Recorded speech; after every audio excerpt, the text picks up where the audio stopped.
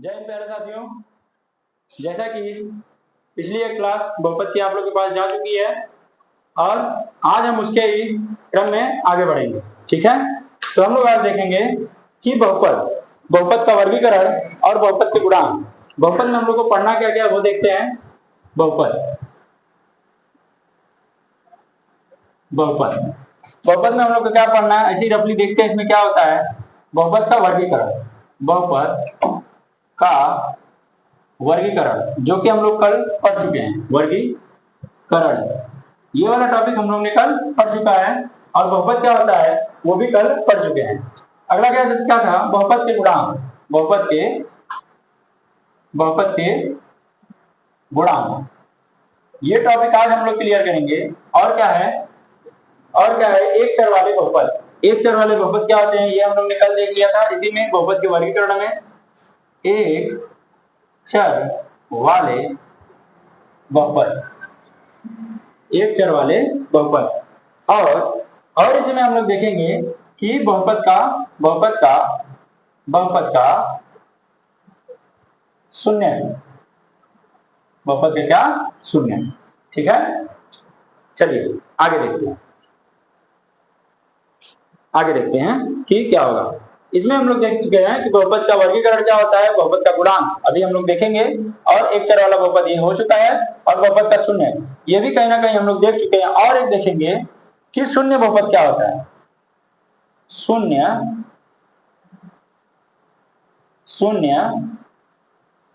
बहुपद क्या होता है। और एक टॉपिक हम लोग इसमें कवर करेंगे आज के दिन कि बहुपद के शून्यकों के गुणधर्म। बहुपद का शून्यक है, इसी में एक टॉपिक रहेगा बहुपद के शून्यकों के गुणधर्म। बहुपद के शून्यकों के गुणधर्म। ठीक है भैया, तो आज की क्लास में हम लोग इतना सब टॉपिक क्लियर करेंगे। आप लोग नोट डाउन कीजिएगा। पिछली कक्षा में मैंने ये टॉपिक बता दिया है कि बहुपद क्या होता है और बहुपद का वर्गीकरण क्या होता है। ये सब हम लोग ने पिछली कक्षा में देख लिया। चलिए ठीक है, तो आगे बढ़ते हैं।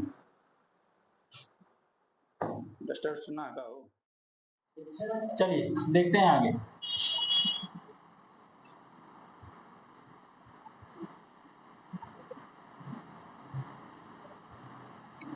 देखते हैं क्या होता है।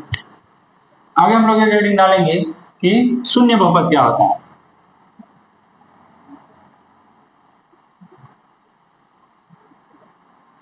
शून्य बहुपद, ठीक, शून्य बहुपद क्या होता है।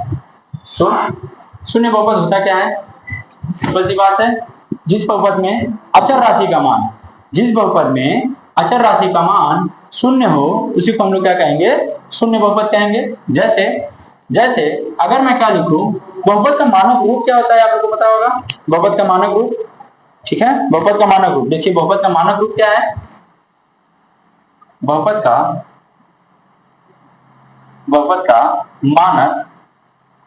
मानक रूप, बहुपद का मानक रूप क्या होता है, ax प्लस by और प्लस c बराबर किसके, 0। ये तो समीकरण का मानक, ये दो चर वाले रैखिक समीकरण का मानक रूप है। अब बहुपद का मानक रूप लिखेंगे तो x स्क्वायर प्लस bx और प्लस c, ये बहुपद का क्या होता है, मानक रूप होता है। बहुपद का क्या होगा, मानक रूप होगा। आगे देखते हैं। किसी भी बहुपद में अगर हमको a का मान, b का मान और c का मान निकालना रहेगा तो हम इसी मानक रूप से क्या करेंगे, उसकी तुलना करेंगे और a का मान, b का मान, c का मान हम क्या करेंगे, निकाल लेंगे। तो इसमें बहुपद का शून्य क्या होगा। अगर बहुपद का शून्य वह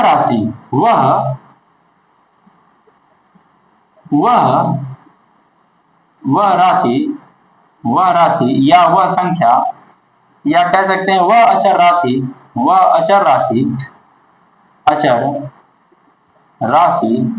जो बहुपद को क्या करे, वह अचर राशि जो बहुपद को शून्य करे। हम लोग ने कल पढ़ा था, इसको क्या कहेंगे, वह अचर राशि जो बहुपद को क्या करे, शून्य करे, वह बहुपद का शून्य कहलाता है, शून्य कहलाता है। तो ये हम लोग ने शून्य देखा। अब देखेंगे बहुपद का शून्य बहुपद होता क्या है। शून्य बहुपद होता क्या है, जैसे कि मैं लिख रहा हूं 0 x के पावर 2 प्लस 0 x और प्लस 0, तो ये क्या होगा, एक शून्य बहुपद होगा। ये क्या होगा, एक शून्य बहुपद होगा। तो शून्य बहुपद को हम क्या कह सकते हैं कि अचर राशि शून्य को शून्य बहुपद कहते हैं, अचर राशि शून्य को शून्य बहुपद कहते हैं, तथा जिसके घात की व्याख्या नहीं की जा सकती है। तो हम ये कह सकते हैं कि अचर राशि, यहाँ पे अचर राशि क्या है, शून्य है, ये भी अचर है, ये भी अचर है, ये भी अचर है, और सबके सब क्या है, शून्य है। तो अचर राशि शून्य या 0, अचर राशि 0 हो तो शून्य बहुपद कहलाएगा, शून्य बहुपद कहलाएगा।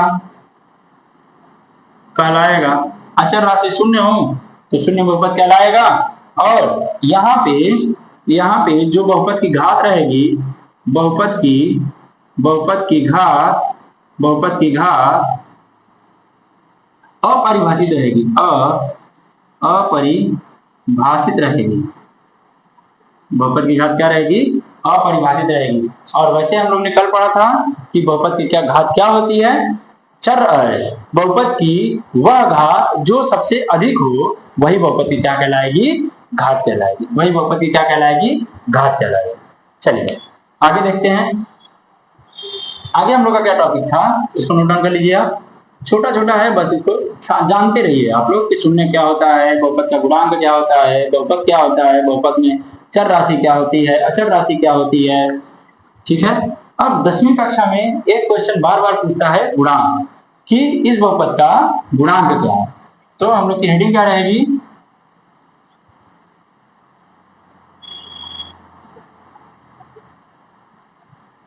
बहुपद का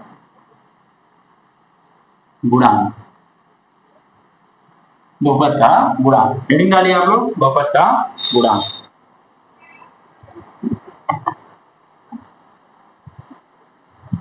हेडिंग डालिए।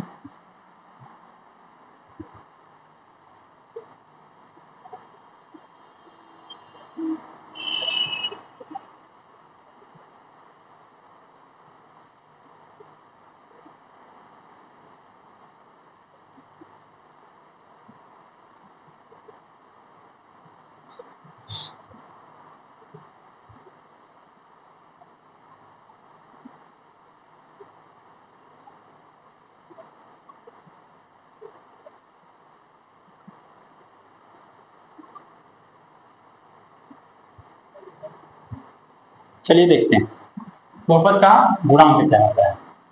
देखिए, जैसे कि हम जानते हैं कि यह क्या है, चर राशि। क्या है, चर राशि है। क्या है, चर राशि है। यक्स क्या है, चर राशि है। अभी यहीं पे मैं अगर 2 लिख दूं, 2 यक्स लिख दूं, तो एक तो हम लोग का हो गया चर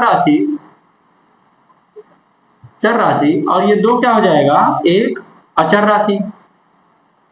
सबको पता है, आई होप सबको पता होगा कि ये चीज सबको पता होगा कि 2 यक्स में यक्स क्या है, एक चर राशि है, और 2 क्या है, अचर राशि है। ठीक है। अब यहाँ पे अगर कोई आपसे कहेगा कि यक्स का गुणांक क्या होगा, तो आप क्या लिखोगे, यक्स का गुणांक क्या हो जाएगा, 2। ऐसे ही आपको कोई बहुपद देके पूछेगा, कि पूछेगा 2x का स्क्वायर प्लस 3x का क्यूब और प्लस 4x प्लस 5 बराबर। तो इस बहुपद में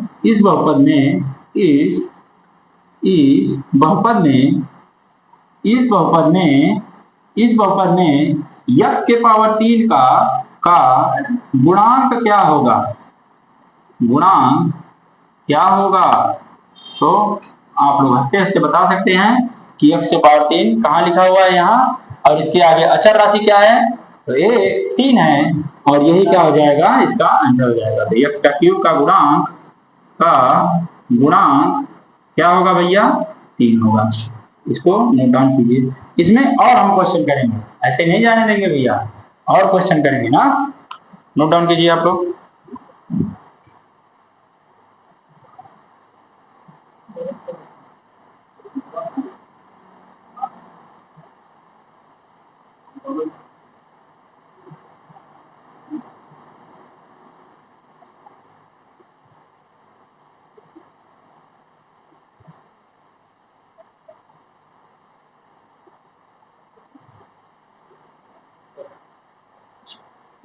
चलिए देखते हैं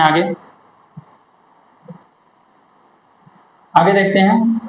अगर आपको इसी बहुपद में, ये जो दिया गया बहुपद है, इसमें मैं एक एक करके तोड़ूं, तो अगर आपसे कोई पूछे कि x स्क्वायर का गुणांक क्या होगा, तो आप क्या उत्तर दोगे भैया, कमेंट बॉक्स में लिखो। और 3x का स्क्वायर का गुणांक क्या होगा, इसको भी आप कमेंट बॉक्स में लिखो। और x का गुणांक क्या होगा लिखो भैया। और x के पावर 0 का गुणांक क्या होगा, ठीक है। तो आप इसको क्या कर सकते हो, इसका आंसर आप कमेंट बॉक्स में दे सकते हो, ठीक है। मैं नहीं बताने वाला हूं, मैं एक बता दिया हूं, बाकी 4 आपको बताना है, ठीक है। चलिए आगे बढ़ते हैं।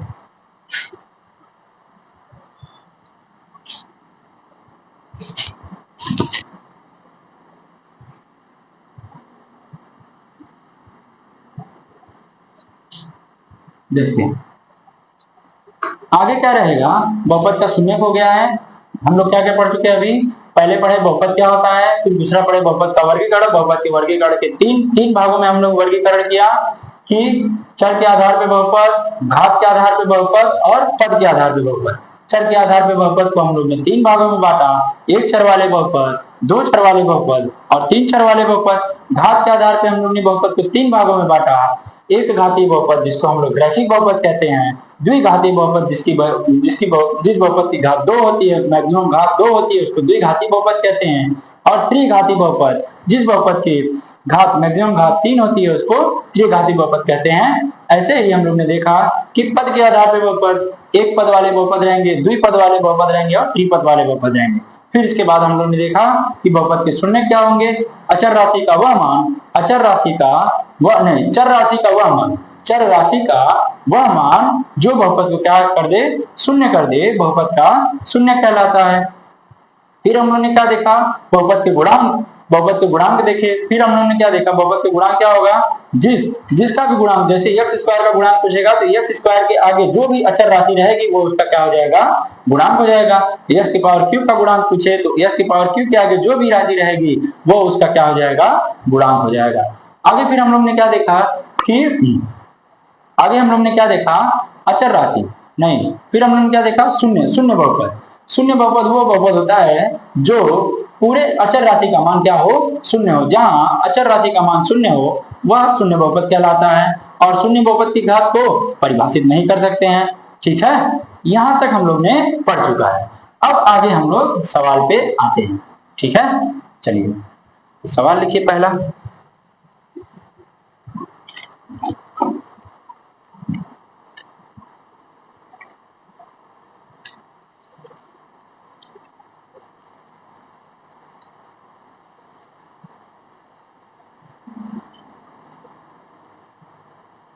अच्छा, एक चीज और मैं यहाँ पे मतलब बताना चाहता हूँ आप लोगों को कि बहुपद को कभी भी हम लोग या तो बढ़ते हुए घात में लिखेंगे या तो घटते हुए घात में लिखेंगे। तो बहुपद को लिखने का तरीका क्या रहेगा, या तो बहुपद की घात बढ़ते हुए रहेगी या तो बहुपद की घात घटते हुए रहेगी। हम लोग अपनी सुविधा के हिसाब से बहुपद की घात एक घटते हुए क्रम में लिखते हैं। जैसे कि अगर मुझे लिखना है कि 4x का स्क्वायर प्लस 3x प्लस 2, ये एक बहुपद की घात कैसी है, घटते हुए क्रम में। अगर मैं इसी को कैसे लिखूं, 3x प्लस 4x का स्क्वायर और +2, तो ये कहीं ना कहीं क्या माना जाएगा, गलत माना जाएगा। है सही लेकिन तरीका गलत है, लिखने का तरीका गलत है ये बहुपद सही है, लिखा हुआ है, कोई दिक्कत नहीं है, प्लस है तो प्लस लिखा हुआ है, प्लस है तो प्लस लिखा हुआ है, प्लस है तो प्लस लिखा हुआ है, लेकिन लिखने का तरीका गलत है। तो हम लोग क्या करेंगे कि बहुपद को एक तरीके से लिखेंगे, या तो इसकी घटते हुए क्रम में लिखेंगे, जैसे 2। अब यहाँ पे 2 नहीं है तो x की पावर 0, और किसी भी संख्या के पावर 0 का मान क्या होता है, 1 होता है। किसी भी संख्या के 0 का पावर मान क्या होता है, 1 होता है, तो x की पावर 0, फिर क्या हो जाएगा 3x, और प्लस क्या हो जाएगा 4x का स्क्वायर। यहाँ तक ये भी सही होगा, ये भी सही होगा, लेकिन हम लोग अपनी सुविधा के हिसाब से, अपनी सुविधा के लिए हम लोग कैसे लिखते हैं, इस वाले फॉर्म में लिखते हैं। तो ये आप लोग जानते रहिए, ठीक है। आगे बढ़ते हैं।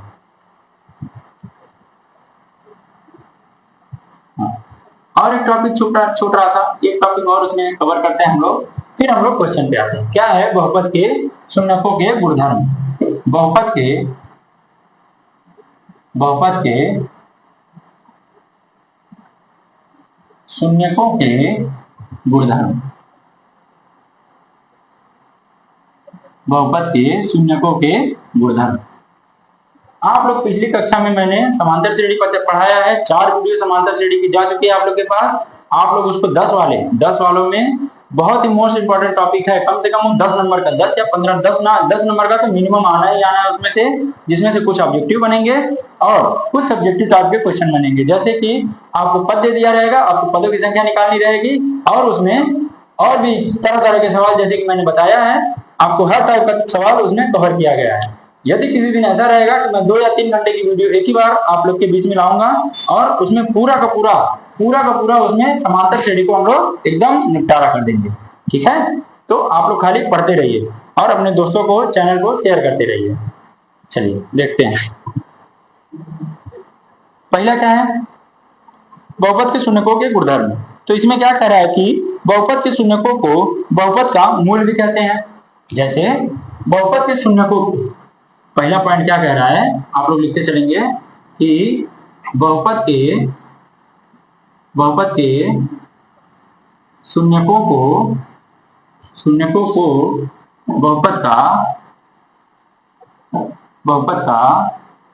मूल भी कहते हैं, मूल भी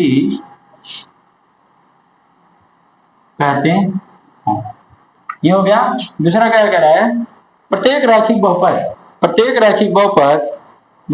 एक और केवल एक ही शून्यक रहता है। पॉइंट लिख लो आप लोग, मैं धीरे धीरे सबको समझाते चलूंगा कि प्रत्येक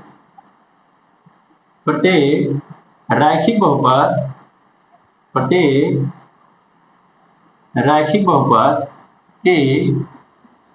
एक और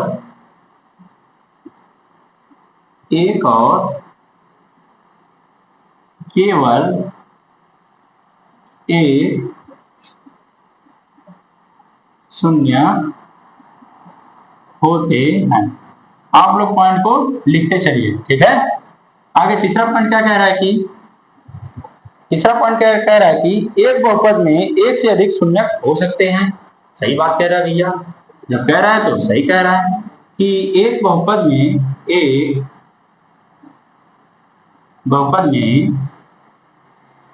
एक से अधिक शून्य हो सकते, एक बहुपद में एक से अधिक शून्य हो सकते हैं। कह रहा है कि एक शून्येतर अचर बहुपद का कोई शून्यक नहीं होता।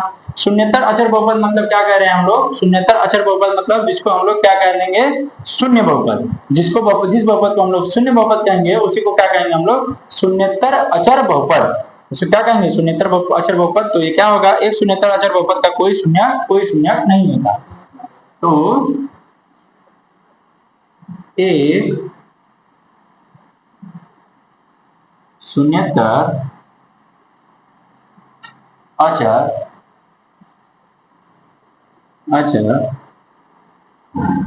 बहुपद का कोई शून्य नहीं होता। एक शून्येतर अक्षर बहुपद का कोई शून्य नहीं होता।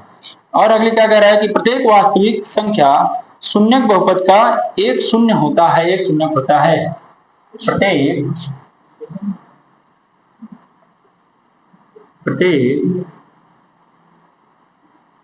वास्तविक संख्या का प्रत्येक वास्तविक संख्या का शून्य बहुपद का प्रत्येक वास्तविक शून्य बहुपद का शून्य बहुपद का एक शून्यक होता है, एक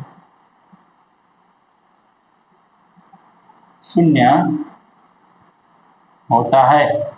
नोट डाउन करते रहिएगा भैया आप लोग। अभी मैं पूरा एक एक पॉइंट एक्सप्लेन करूंगा आपको ना। अगला क्या कह रहा है कि प्रत्येक वास्तविक संख्या शून्यक बहुपद का एक शून्यक होता है। एक बहुपद के शून्यक की अधिकतम संख्या इसकी घात के बराबर होती है। ये सबसे इंपॉर्टेंट पॉइंट है। एक बहुपद की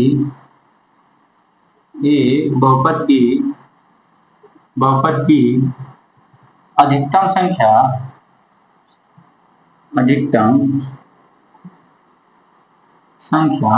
एक बहुपद के घात की अधिकतम संख्या, एक बहुपद के घात की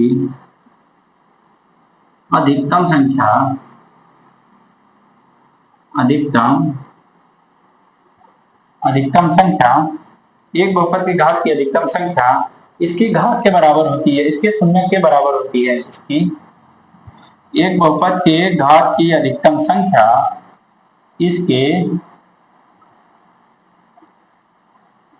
शून्य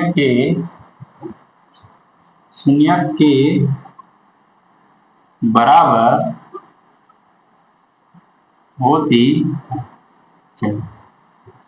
1 2 3 4 5 6 पॉइंट लिखा हुआ है। अब ये 6 पॉइंट को मैं आप लोग को क्या करूंगा, एक्सप्लेन करूंगा कि ये पॉइंट कैसे आए हैं, इस पॉइंट का क्या मतलब है, ये आप लोग समझते रहिए। देखते हैं क्या कह रहा है कि बहुपद के शून्यकों का बहुपद का मूल भी कहते हैं। बहुपद के शून्यकों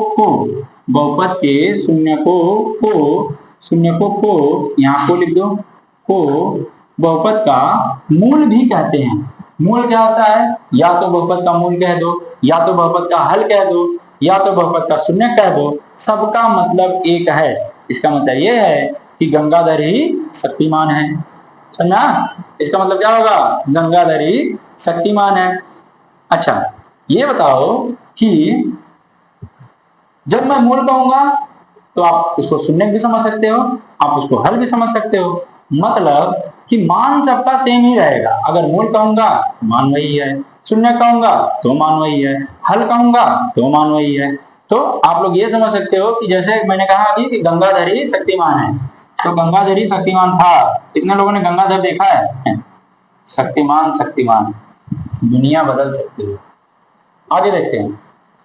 प्रत्येक रैखिक बहुपद के एक और केवल एक शून्यक होते हैं। रैखिक बहुपद होता क्या है, जिसकी मैक्सिमम पावर कितनी हो, एक हो। जिसकी मैक्सिमम पावर कितनी हो, एक हो, उसी को क्या कहेंगे, रैखिक बहुपद कहेंगे। तो मैं क्या कह रहा हूं कि बहुपद का शून्यक उसकी घात पे डिपेंड करता है। किस पे डिपेंड करेगा, उसकी घात पे डिपेंड करेगा। बहुपद का शून्यक उसकी घात पे डिपेंड करेगा। तो जितने ज्यादा घात रहेगी उतने ज्यादा उसके शून्यक रहेंगे, उतने ज्यादा उसके मूल रहेंगे, और उतने ज्यादा उसके क्या रहेंगे, हल रहेंगे। जैसे अगर रैखिक बहुपद है तो उसका एक हल रहेगा, और अगर रैखिक बहुपद है तो उसका एक हल रहेगा। द्विघाती बहुपद है तो उसका 2 हल रहेगा। त्रिघाती बहुपद है तो उसका 3 हल रहेगा। चतुर्घाती बहुपद है तो उसका 4 हल रहेगा। तो जितनी ज्यादा घात रहेगी उतने ज्यादा बहुपद के हल रहेंगे, उतने ज्यादा बहुपद के मूल रहेंगे, और उतने ही ज्यादा बहुपद के क्या रहेंगे, शून्यक रहेंगे। तो आपको ये चीज समझ में आनी चाहिए। ये पॉइंट दूसरा ये कह रहा था। तीसरा पॉइंट क्या कह रहा था कि एक बहुपद में एक से अधिक शून्यक हो सकते हैं। सेम यही पॉइंट को कैलकुलेट किया है, सेम यही पॉइंट को लिखा है दोबारा कि अगर एक घातीय बहुपद है तो एक शून्यक, द्विघातीय बहुपद है तो दो शून्यक, मतलब कि शून्य कितने हो रहे हैं, एक से अधिक हो रहे हैं। तो ये वाला पॉइंट भी क्लियर हो गया आपको, ठीक है। अगला क्या कह रहा है कि शून्योत्तर अचर बहुपद का कोई शून्यक नहीं होता। अब देखो शून्योत्तर अचर बहुपद का, जैसे मैंने अभी लिखा था कि 0x का square plus plus 0x plus 0, ये क्या है, ये अचर बहुपद क्या है, इसका 0 है। और इसका शून्यक अगर निकालोगे तो सब मान कितना हो जाएगा, 0। तो इसका हल कितना हो जाएगा, इसका हल कितना हो जाएगा, इसका शून्यक कितना हो जाएगा, 0। ये वाला पॉइंट भी खत्म हो गया। अब क्या कह रहा है कि प्रत्येक वास्तविक संख्या शून्यक बहुपद का एक शून्यक होता है। प्रत्येक वास्तविक संख्या बहुपद का एक शून्यक होता है। आगे देखते हैं, एक बहुपद के घात की अधिकतम संख्या इसके शून्यक के बराबर होती है। यही same point 1 point 2 point 3 point Gangadhari Shaktimaan है, एक ही बात को 50 बार कहा है कि जितनी ज्यादा घात रहेगी उतने ज्यादा उसके शून्यक रहेंगे। आगे देखते हैं। तो आशा है कि ये आप लोग ने नोट कर लिया होगा, नोट कर लीजिए।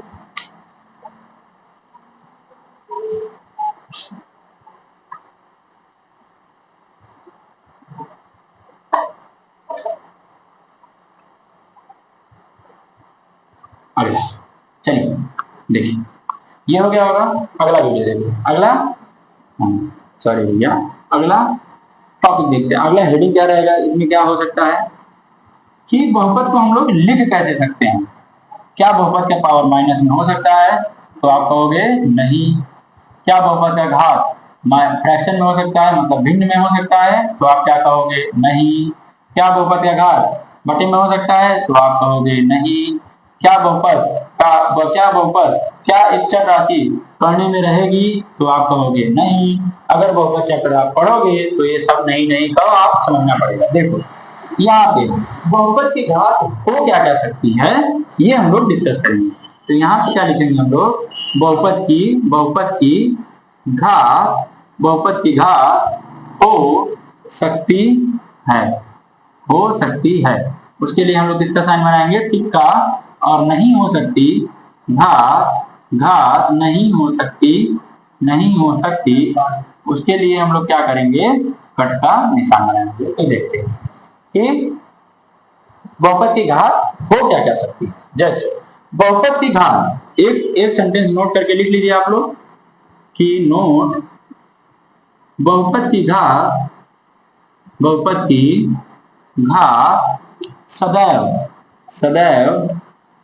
सदैव एक धनात्मक पूर्णांक होगा, एक धनात्मक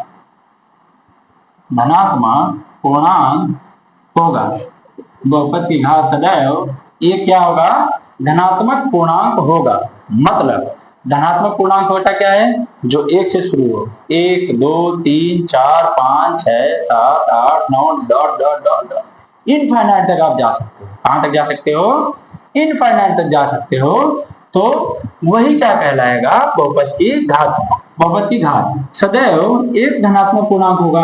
अब मैं क्या लिख सकता हूं यहाँ पे कि x के पावर 1/2 प्लस 2x और प्लस 3। तो क्या ये बहुपद कहलाएगा, ये नहीं बहुपद कहलाएगा, ठीक है, ये बहुपद नहीं कहलाएगा। अगला मैं क्या लिख सकता हूं कि 2 करनी में x और प्लस 2x और प्लस 3। तो क्या ये बहुपद कहलाएगा, ये भी नहीं बहुपद कहलाएगा। और क्या लिख सकता हूं मैं कि क्या लिख सकता हूं, 1/x 2 गुणे 1/x प्लस x प्लस 3। क्या ये बहुपद कहलाएगा, ये भी नहीं बहुपद कहलाएगा। अब मैं क्या लिख सकता हूं तीसरा कि x के पावर -2 और प्लस 2x प्लस 3। क्या ये बहुपद कहलाएगा, तो ये भी नहीं बहुपद कहलाएगा। अब हम लोग क्या देखेंगे कि बहुपद कहला क्या सकता है। बहुपद हमेशा और हमेशा एक धनात्मक पूर्णांक रहेगा, तो वो बहुपद कहलाएगा, ठीक है भैया। यहां तक थियरी वाले पार्ट में अगर किसी को ढेले भर का डाउट रहे, ढेले भर का डाउट मतलब रत्ती भर का डाउट मैं कह रहा हूं, अगर किसी को रत्ती भर का डाउट रहे तो आप कमेंट बॉक्स में जरूर पूछें, ठीक है। अब हम लोग चलेंगे अपने क्वेश्चन की तरफ। ठीक है भैया, आते हैं क्वेश्चन पे, नोट डाउन कर लीजिए।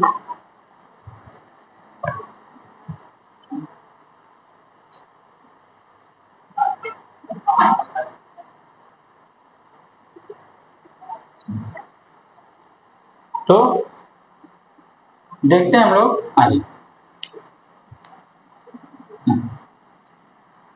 बना देगा। चलें आगे, देखते हैं।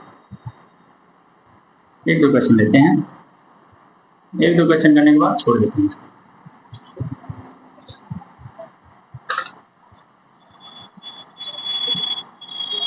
चलिए देखते हैं पहला क्वेश्चन क्या कह रहा है।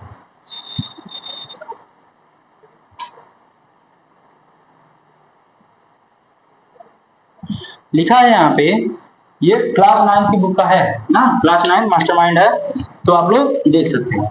क्या लिखा है कि यक्स के बहुपद में यक्स की घात के लिए आवश्यक प्रतिबंध क्या है। यक्स के बहुपद के लिए पहला क्वेश्चन, जिंदगी का पहला क्वेश्चन। तो यक्स के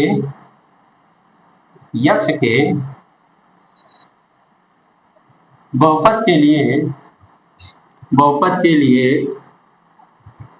यक्स की घात का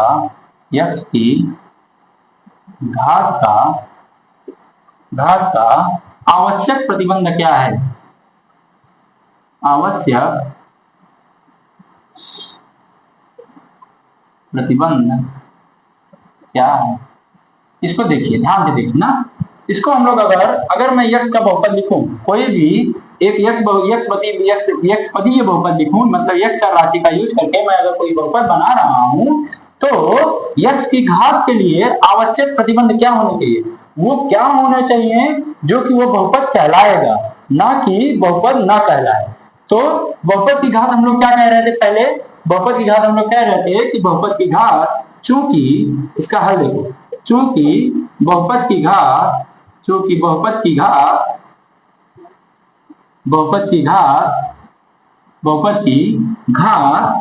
धनात्मक पूर्णांक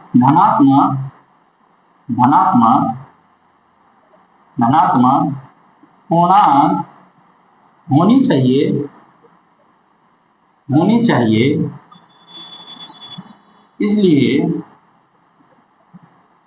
इसलिए यक्स की घात का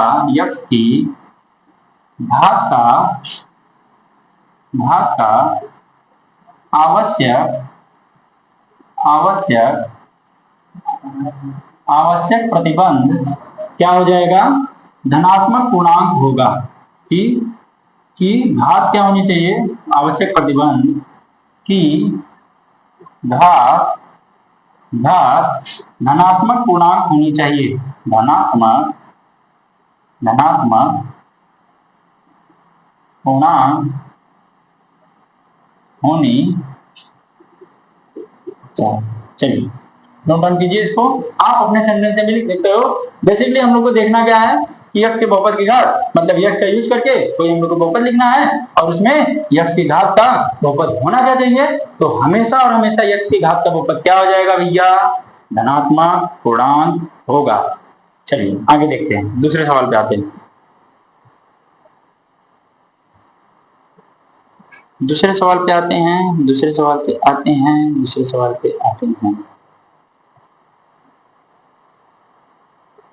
क्या कह रहा है कि शून्य बहुपद की घात क्या होगी।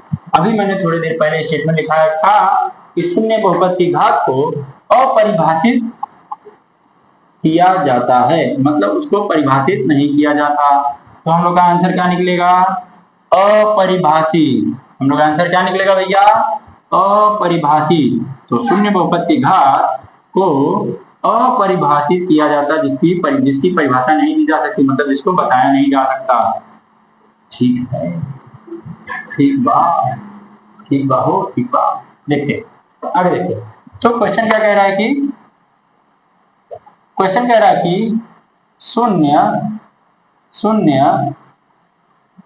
बहुपद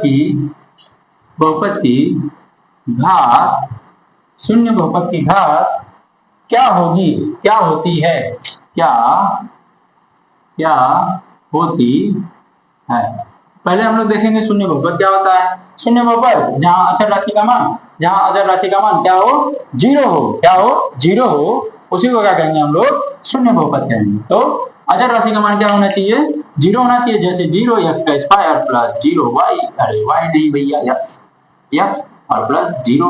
तो मैं क्या कर सकता हूँ, अगर इसके मान भी जीरो रखूंगा तो ये भी जीरो आएगा, जीरो आएगा, जीरो आएगा। अब मैं बताओ, अगर मैं x के पावर 100 रख के और इसको जीरो से गुणा करूं तो क्या हो जाएगा, जीरो हो जाएगा।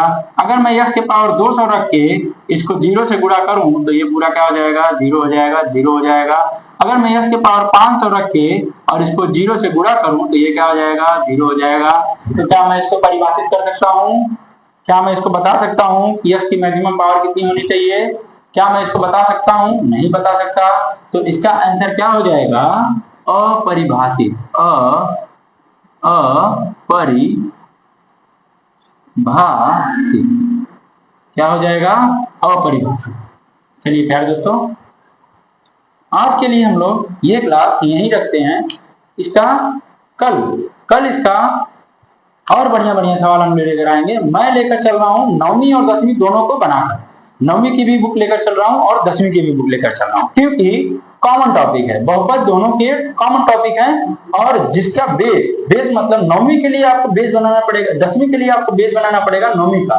तो आप अगर जानते रहेंगे कि बेस क्या है तो आपको सवाल करने में जरूरत नहीं रहे, ज्यादा दिक्कत नहीं होगी। तो इसी की तरफ हम लोग अब अगली क्लास कंटिन्यू करेंगे कल। आज तब तक के लिए आप लोग, अगर हमारा कंटेंट अच्छा लगे तो हमारे चैनल को लाइक कीजिए, शेयर कीजिए और सब्सक्राइब कीजिए और अपने दोस्तों को शेयर कीजिए ताकि उनका भी भला हो जाए। गरीबों का भला करो भैया, तुम गरीबों का भला करोगे, भगवान तुम्हारा भला करेगा। ठीक है, तो शेयर कीजिए आप लोग। ठीक है, तब तक के लिए जय हिंद।